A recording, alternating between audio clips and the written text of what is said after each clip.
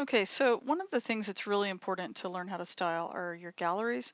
So first thing I want to do is over here, I went ahead and I added a search right at the top of my sidebar since I was tired of searching the page for my search bar.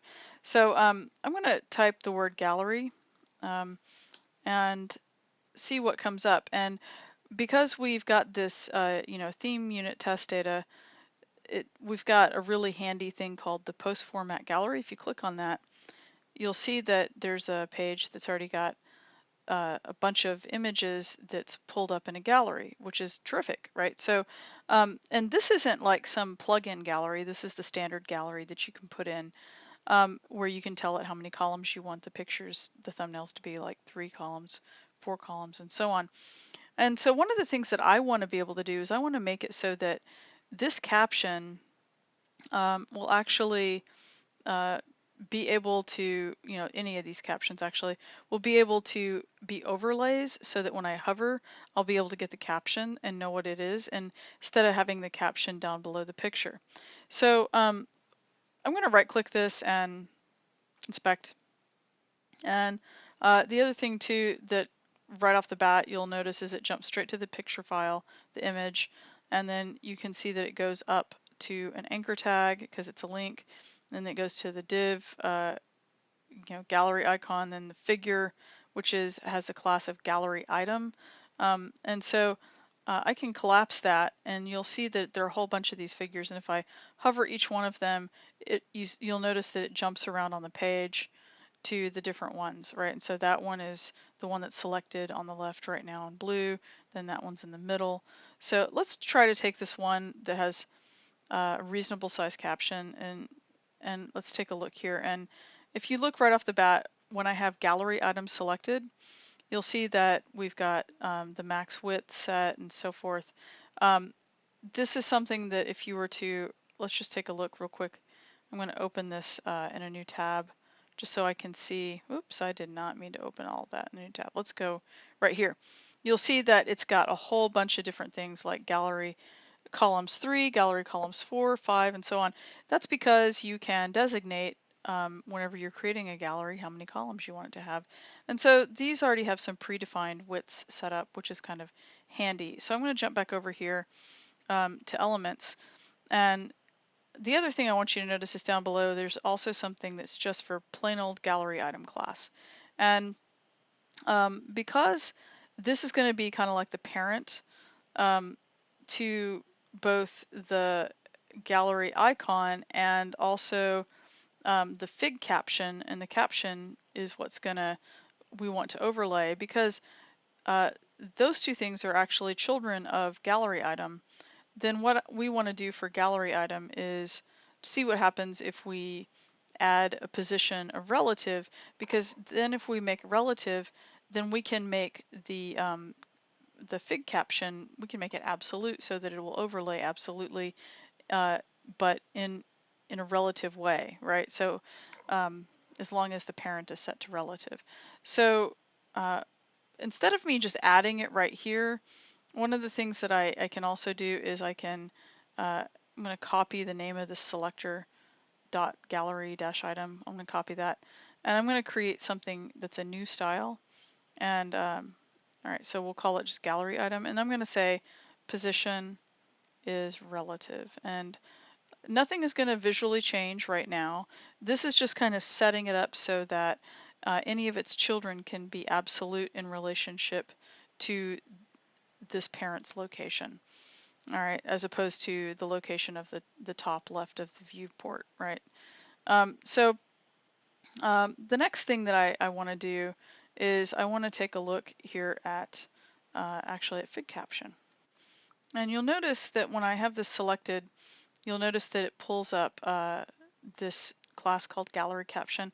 Let's go ahead and use the class of gallery caption. And the first thing I want to do is I want to make the position, let's make that absolute. All right, and automatically you see that it wants to become absolute and sort of jump right on top of itself, right, in the place that it's supposed to belong, right? And the other thing too that we can do is you'll notice that some of these are overflowing. Let's go ahead and set the overflow to hidden. Let's do that. All right, and so that way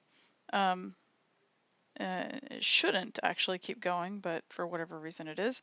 The other thing too is let's give the background color for it. Let's do black for right now. Let's do 0, 0, 0, and then you'll see that it's doing that. And let's go ahead and tell it to be. Let's try for right now. Let's do width 100%. And it looks like it's, yeah, because I think that this has some padding around it or margins or something. Let's try like maybe width of 96% or something like that. And let's do a height. And let's see, about 96% on that too, since it's a square.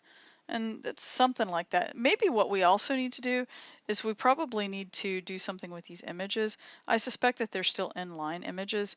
So before we keep going with the gallery caption, let's jump over here to where we've got our gallery icon, and let's open that up. And we can go down inside of our anchor tag, and let's look at the image.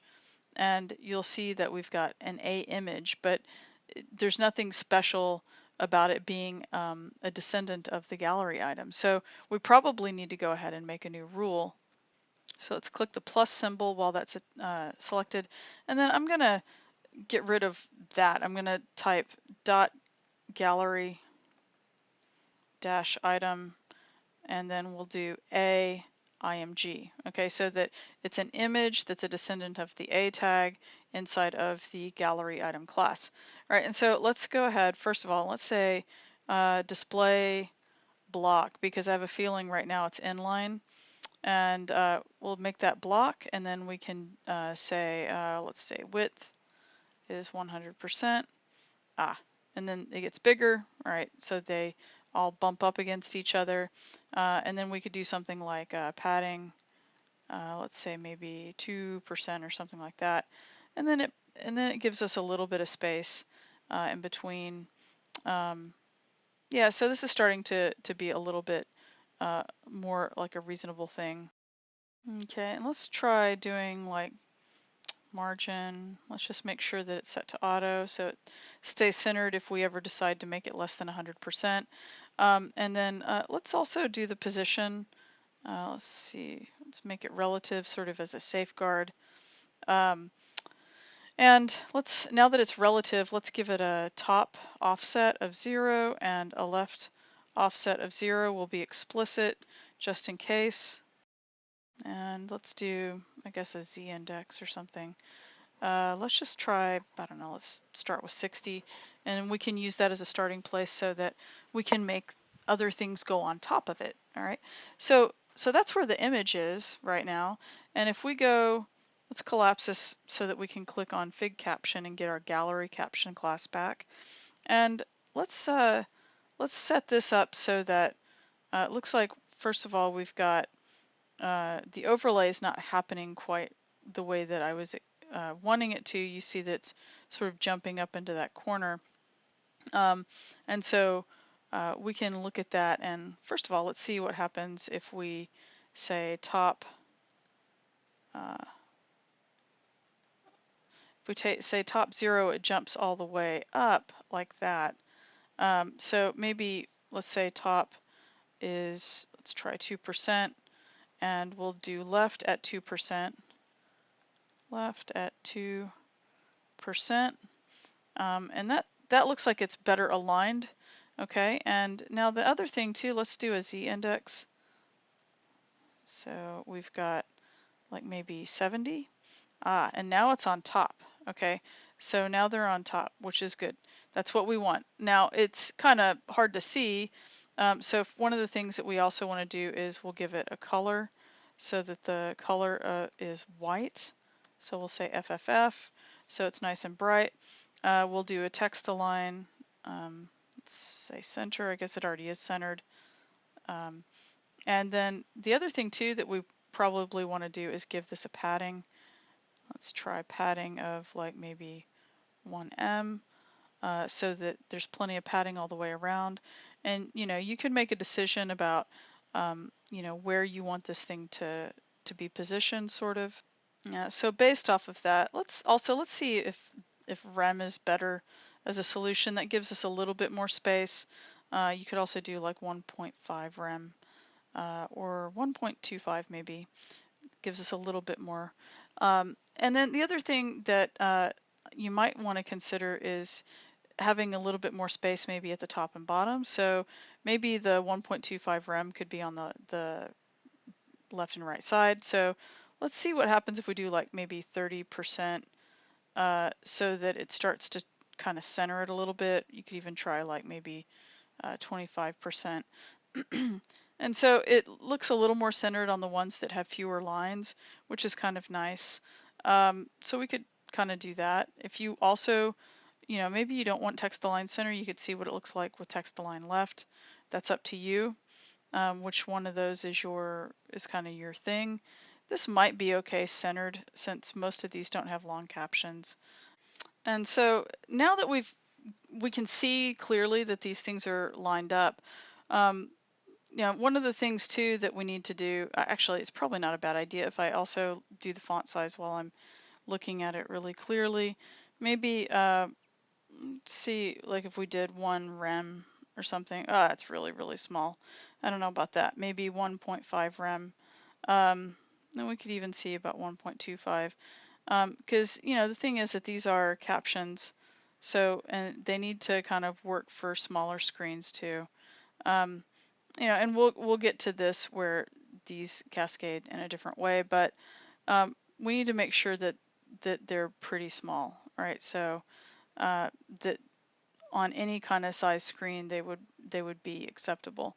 So I think maybe that would work. Now, one of the things that I did, you know, basically so that I could get the fig caption to be visible, so I could see what was happening while I was styling it, is that I put it on top of, in the z-index order, I put it on top of the actual picture that is clickable. Well, the problem with that, see, is that this is no longer clickable, right? See, if I hover over one that doesn't have a caption, I get the little hand like it's a link. But if I come over here, it's not. So the problem now is that I need to actually reverse these z-indexes so that the caption is underneath. So if you remember on my image, if I drill down into it, if I click on that, remember that the z-index here is 60. So what I actually should do is either change that so that it's like 80 and it's on top. Here, let's try that again. Let's go there. Change that to 80 so it's on top, or I should make the other one lower. And so now the problem though is that you can't see the caption. So here's the thing. I set the opacity here on the image to 1, right? So that it's 100%. So if you set the opacity to 1, that means that it's going to be 100%. And then what we can do on hover is we can change the opacity so that it's lower, and then we could actually see the caption coming through. So let's do that. I'm going to jump back over here to my style sheet. And I'm going to just get this in my clipboard. I haven't copied this just in case I accidentally, in case I accidentally go off of this page, which would be kind of a lousy thing. So I'm going to copy that in my clipboard, and you could go and paste it off into a text file. But at least I have it copied. So I want to also make something then that is going to be, if I hover over this, let's make a rule for, let's copy this, and we'll say,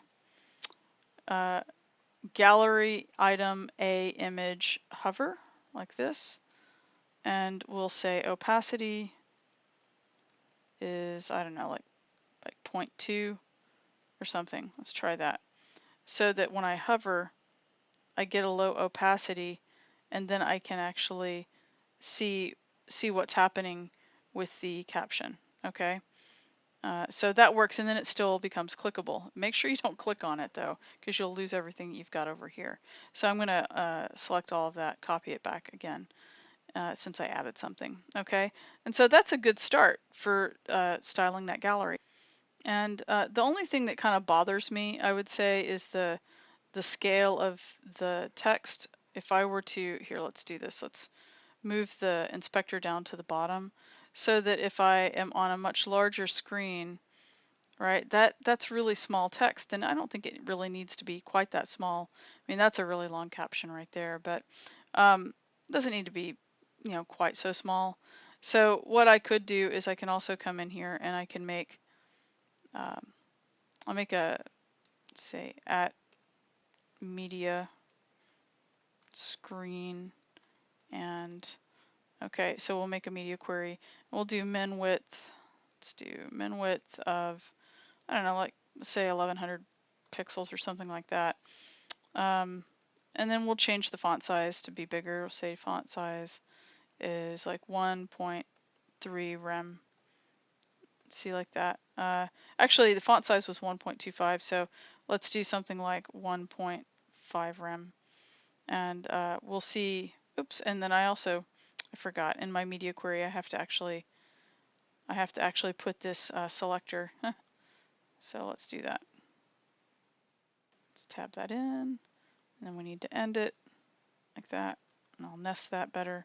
I'm going to do a select all copy just so I don't lose anything, and I'll pull this down, and you see here the type is a lot larger, and if I start to scale the screen down, it'll get smaller for me. And I could keep doing other media queries, you know, where it gets even smaller, but that's a nice, you know, it's a much smaller dimension, right? It's a little bit more doable. And then I could even make it as small as 1 rem for, you know, some of the really small screens. So maybe somewhere in the ballpark of, like, when it gets down to maybe around 530, we could do something like that. So let's pull this back up and let's add that. So we'll copy this and let's do min width of 530 pixels. And what we're going to do here is we're actually going to, for the font size, we're actually going to use 1.25 because that's what it was. And then we'll change the original one to 1 rem like that, because that would be the mobile first approach. So I'm going to select all that, copy it, and then I'll just lower this down and, oops, I'll try that again, lower this down, and we will test the gallery. Scroll back up to where the gallery actually is. All right, and then if I, you know, get this in a really small screen, you see that it gets to be a much smaller font size, which is good.